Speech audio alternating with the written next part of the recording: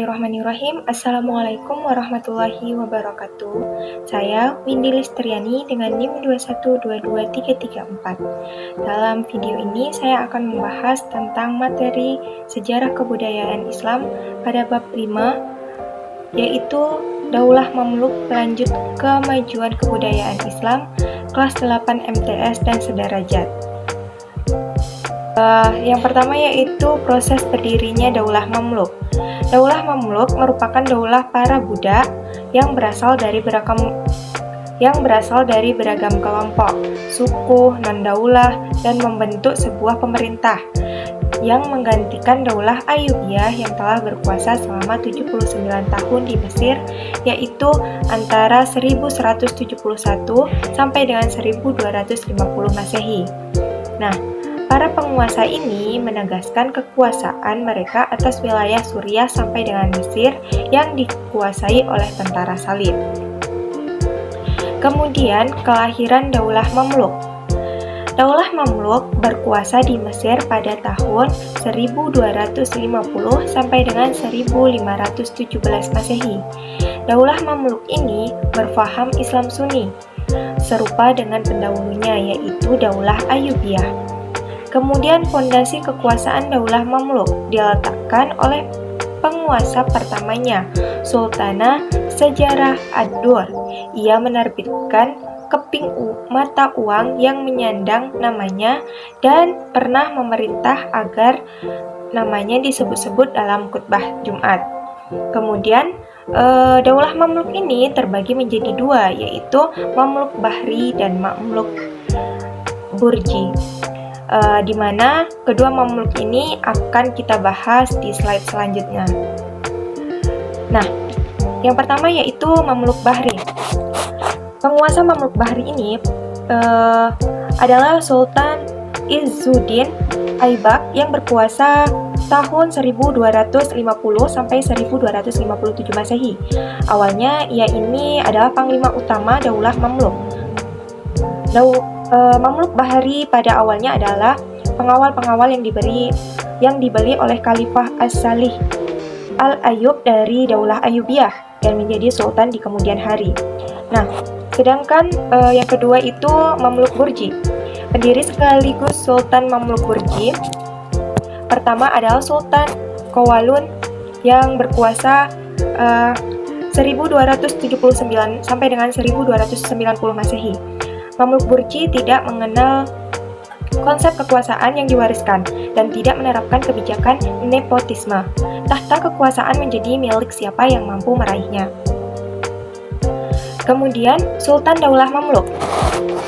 Keseluruhan penguasaan Daulah Mamluk ini berjumlah 47 orang. 24 berasal dari Mamluk Burji, tidak termasuk Sejarah Ad-Dur, dan 23 orang dari Mamluk Burji. Rata-rata masa pemerintahan seluruh penguasa Daulah Mamluk tidak lebih dari 6 tahun. Nah, di sini juga terdapat silsilah pemimpin Daulah Mamluk. Teman-teman bisa melihatnya. Nah, setelah itu kita lanjut. Sultan yang terkenal pada masa Daulah Mamluk yaitu Sultan Az-Zahir Ruknuddin Baybar Al-Bundukdari. Pada awalnya ia adalah seorang budak dari Turki.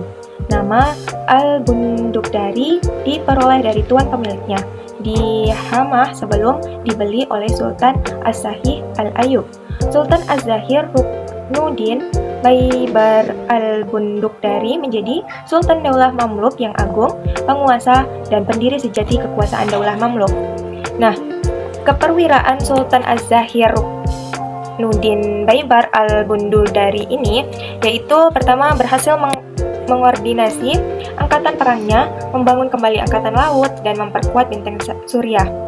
Tetapi ia juga menggali sejumlah kanal, memperbaiki pelabuhan, serta menghubungkan Kairo dan Damaskus dengan layanan burung pos yang hanya membutuhkan waktu 4 hari. Kemudian Daulah Mamluk juga memiliki pelayanan merpati pos. Sultan Baybar Al-Bundukdari ini juga membangun banyak fasilitas umum, mempercantik masjid, menetapkan pajak untuk negara, zakat, dan juga sedekah. Nah, beberapa monumen arsitekturnya adalah Masjid Agung Kairo dan sekolah yang menyandang namanya. Kemudian lanjut kemajuan peradaban Islam Daulah Mamluk. Yang pertama itu di bidang ekonomi. Dalam bidang ekonomi, Daulah Mamluk ini membuka hubungan dagang dengan Prancis dan Italia melalui perluasan jalur perdagangan yang sudah dirintis oleh Daulah Fatimiyah di Mesir sebelumnya. Kemudian meningkatkan hasil pertanian. Nah, yang kedua yaitu dalam seni bangunan. Banyak arsitek dibawa ke Mesir untuk membangun sekolah-sekolah dan masjid-masjid yang indah. Kemudian di bidang ilmu pengetahuan, Mesir menjadi tempat pelarian ilmuwan-ilmuwan asal Baghdad dari serangan tentara Mongol. Karena itu ilmu-ilmu banyak berkembang di Mesir, seperti ilmu sejarah, kedokteran, astronomi, matematika, dan ilmu agama. Kemudian di bidang politik dan militer, pemerintah dinasti ini bersifat oligarki militer, kecuali dalam waktu yang singkat ketika Kowalun yaitu antara 1280 sampai 1290 Masehi menerapkan pergantian sultan secara turun-temurun. Dalam bidang militer, para tentara yang dididik haruslah dengan tujuan untuk menjadi pasukan pendukung kebijaksanaan pemimpin.